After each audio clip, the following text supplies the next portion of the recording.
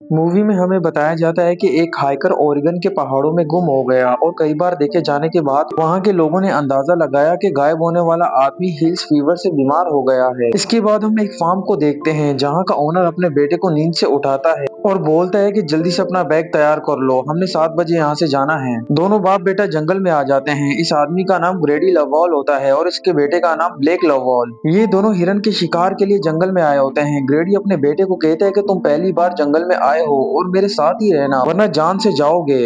अचानक से ग्रेडी को एक हिरन नजर आता है। ये अपने बेटे को आगे बुलाता है मगर ब्लेक दूसरी तरफ चले जाता है इस हिरन को मारने के लिए। ये हिरन को देखने लगता है लेकिन इसके साथ ही एक इसको अजीब सी चीज भी नजर आती है और इसके साथ ही इसको खौफनाक आवाजें आने लगती हैं। ये सब कुछ देखकर ब्लेक बहुत ही डर जाता है। तभी पीछे से ग्रेडी आता है और इस पर बहुत ही गुस्सा करता है। ग्रेडी को भी अजीब सी आवाजें सुनाई देती हैं। ये बोलता है कि जल्दी से शेल्टर में चलो। जब ये दोनों शेल्टर में छुपे होते हैं तो तभी वो खौफनाक आवाजें इनकी तरफ आने लगती हैं। तो ग्रेडी भी तैयार हो जाता है मगर वो चीज एक हिरन को मारकर चले जाता है। जब शेल्टर से ग्रेडी देखता है तो इसको एक हिरन नजर आती है जिसको किसी ने बीच में से फाड़ दिया होता है। अचानक से ग्रेडी को वही दरिंदा भी नजर आता है जो कि एक वेयरवुल्फ की तरह दिख रहा होता है और ये अपने बेटे को बोलता है कि कुछ भी नहीं था, वो बस एक बालू था और जल्दी से घर में चलो। जब ग्रेडी घर में होता है तो ये अपने दोस्त को बोलता है कि आज ये शिकार पे गया था और उसने उसी वेयरवुल्फ को देखा और मैं उस वेयरवुल्फ को मार दूंगा क्योंकि वो मेरे बेटे को मारने वाला था। ये सब बातें ब्लेक भी सुन लेता है। फिर हम 30 साल बाद देखते हैं कि ब्लेक जवान हो चुका होता है और इसकी एक बेटी भी होती है जिसका नाम जिंजर होता है। ब्लेक अपनी बेटी से बहुत ही प्यार करता है और ब्लेक एक राइटर होता है। ये अब सिटी में रहता है। जब ये दोनों घर में होते हैं तो ब्लेक की बीवी शार्लेट भी जॉब से घर आती है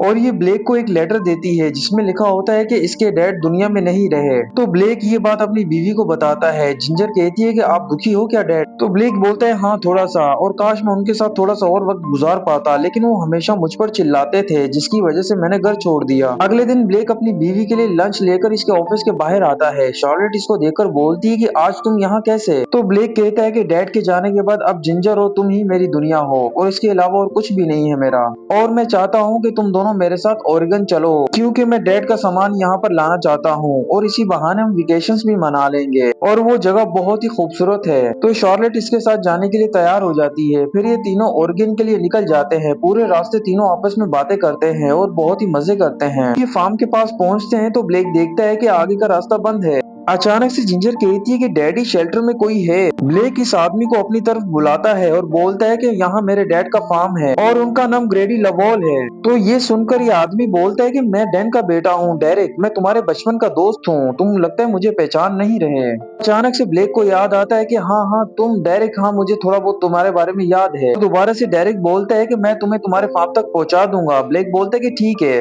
डेरिक गाड़ी की अगली सीट में बैठ जाता है। फिर ब्लेक बोलता है कि ये मेरी वाइफ और मेरी बेटी है। फार्म की तरफ जाते हुए इनको रात हो जाती है। डेरिक बोलता है कि यहाँ आने के लिए बहुत ही हिम्मत चाहिए। अचानक से गाड़ी के आगे वही वेयरवुल्फ आ जाता है। ब्लेक गाड़ी को घुमा देता है जिसकी वजह से गाड़ी उलट जाती है और एक दरख्त पर लटक जाती है। डेरिक गाड़ी का दरवाजा खोल देता है जिसकी वजह से ये नीचे गिर जाता है। ब्लेक अपनी फैमिली को गाड़ी के ऊपर कर देता है। ब्लेक की नजर उसी वेयरवुल्फ पर जाती है। ये जल्दी से दरवाजा बंद करने लगता है मगर वेयरवुल्फ इसके हाथ पर वार कर देता है और इसके साथ ही ये डेरिक को अपने साथ ले जाता है। इसके बाद ब्लेक अपनी फैमिली को बोलता है कि जल्दी फार्म की तरफ हमें जाना होगा, वो पास ही है। ये जल्दी से गाड़ी से उतरकर फार्म की तरफ भागने लगते हैं। वेयरवुल्फ इनके पीछे लग जाता है मगर बहुत ही मुश्किल से ब्लेक और इसकी फैमिली घर में घुस जाती है। ब्लेक अपनी बेटी को कहता है कि तुम अपनी मॉम के साथ ही रहना। खुद ये बेसमेंट में चले जाता है ताकि घर की लाइट्स को ऑन किया जा सके। ये जल्दी से जनरेटर को चालू करता है जिससे फार्म की सारी लाइट्स ऑन हो जाती हैं। इसके बाद ब्लेक अपनी बेटी को सुला रहा होता है। ये उठकर जाने लगता है। जिंजर बोलती है कि डैड कहीं ना जाए, मुझे डर लग रहा है। ब्लेक कहता है कि फिक्र ना करो मेरी बेटी, मैं तुम्हारे साथ ही हूँ और मुझे माफ कर देना, मेरी वजह से तुमने इतना कुछ देखा और मैं तुम्हें कुछ भी नहीं होने दूंगा। फिर ये शार्लेट के पास जाता है और कहता है कि हमें दरवाजे को सील कर देना चाहिए। शार्लेट बोलती है कि वो हैवान जैसा क्या था? तो ब्लेक कहता है कि मुझे नहीं मालूम मगर वो इंसान की तरह खड़ा था। ब्लेक दरवाजे के आगे अलमारी को लगाकर इसको सील करने की कोशिश करता है तो शार्लेट बोलती है कि भला इससे कुछ होगा क्या? तो ब्लेक बोलता है कि नहीं, अभी मैंने इसको पूरी तरह से सील नहीं किया, और इसके साथ ही कहता है कि हमें किसी की मदद मांगनी चाहिए। ये बोलती है कैसे? ब्लेक अपने डैड के रेडियो ट्रांसमीटर से मदद के लिए कम्युनिकेशन करने की नाकाम कोशिश करता है। फिर ये बोलता है कि ये बदबू कैसी आ रही है। ये स्लॉटर रूम में जाकर देखता है जहाँ इसको इसके डैड की छोड़ी हुई जर्की मिलती है। ये इसको खाने लगता है मगर इसके मुंह में दर्द होता है और इसके साथ ही इसका एक दांत बाहर आ जाता है। शार्लेट बोलती है कि ये कैसे हो गया, तो ब्लेक बोलता है कि शायद मेरा जबड़ा दरवाजे के साथ लग गया होगा। शार्लेट इसको कहती है कि ये बैंडेज मुंह में रख लो ताकि तुम्हारा खून रुक जाए। इसी दौरान इसकी नजर इसके हाथ पे जाती है जो कि बहुत ही ज्यादा जख्मी हुआ होता है, तो शार्लेट जल्दी से इसके हाथ की भी बैंडेज कर देती है। रात भर ब्लेक घर के मेन दरवाजे को अच्छे से सील कर रहा होता है, मगर हैमर इसके हाथ पे लग जाती है जिसकी वजह से इसको बहुत ही दर्द होता है। ये दवाई लगाने के लिए जाता है, तभी इसको कुछ अजीब सी आवाजें आती हैं।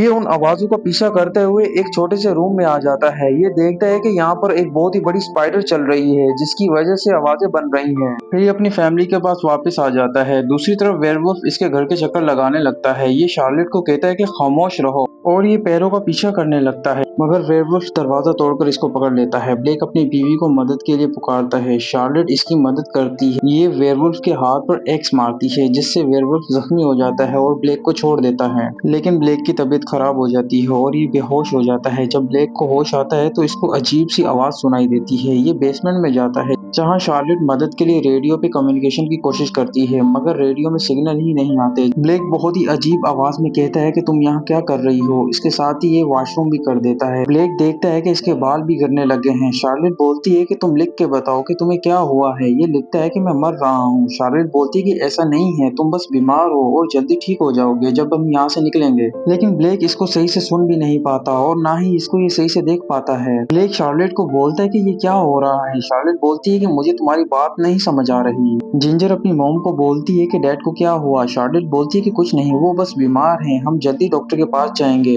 फिर शार्लेट देखती है कि ब्लेक के हाथ से खून आ रहा है। ये बैंडेज को खोलकर देखती है तो ब्लेक का जख्म और ज्यादा खराब हो जाता है। अचानक से ब्लेक अपने ही हाथ को चबाने लगता है। ये देखकर शार्लेट बहुत ही खौफ में आ जाती है और इसके साथ ही ब्लेक के दांत भी गिरने लगते हैं और यहाँ हम समझ जाते हैं कि ब्लेक भी उस दरिंदे जैसा बनता जा रहा है। शार्लेट गाड़ी को देखती है तो इसको एक आइडिया आता है। ये गाड़ी की कीज और नाइफ को उठाकर बाहर आ जाती है और उसके साथ ही ब्लेक और जिंजर भी होते हैं। ये इन दोनों को गाड़ी में बिठाकर गाड़ी को स्टार्ट करने की कोशिश करती है। ये गाड़ी को पावर देती है जिससे गाड़ी स्टार्ट हो जाती है और जैसे ही शार्लेट गाड़ी को गियर लगाती है तो वही वेयरवुल्फ इन पर हमला कर देता है। तो शार्लेट वेयरवुल्फ के हाथ पर नाइफ से वार करके अपनी बेटी और हस्बैंड के साथ गाड़ी से उतरकर यहाँ से भागने लगती है और ये तीनों सीधा नर्सरी पर चढ़ जाते हैं और लैडर को ब्लेक ऊपर कर लेता है। प्लास्टिक ज्यादा मजबूत नहीं होती जिसकी वजह से जिंजर नीचे गिरने लगती है और इसके साथ ही वेयरवुल्फ इस प्लास्टिक को फाड़ देता है। जिंजर नीचे आ जाती है मगर इसके पेरेंट्स इसको ऊपर करके बचा लेते हैं। ब्लेक इशारे में जिंजर और शार्लेट को बोलता है कि तुम दोनों घर की तरफ भागो और खुद ये नर्सरी से उतरकर भाग जाता है। वेयरवुल्फ इसके पीछे लग जाता है। फिर शार्लेट और जिंजर जल्दी से यहाँ से उतरकर घर की तरफ जाते हैं और जल्दी से घर में आ जाते हैं। तभी बाहर कोई आ जाता है। जिंजर बोलती है कि वो डैड हैं, जल्दी से दरवाजा खोलो, उनको अंदर आने दो। तो शार्लेट दरवाजा खोलती है। ये ब्लेक ही होता है जो कि बहुत ही जख्मी भी होता है। जिंजर अपने डैड के पास जाती है और इनको पूछती है कि तुम्हें क्या हो गया है डैड, लेकिन ब्लेक कुछ भी नहीं बोल पाता क्योंकि ये आधे से ज्यादा वेयरवुल्फ बन चुका होता है।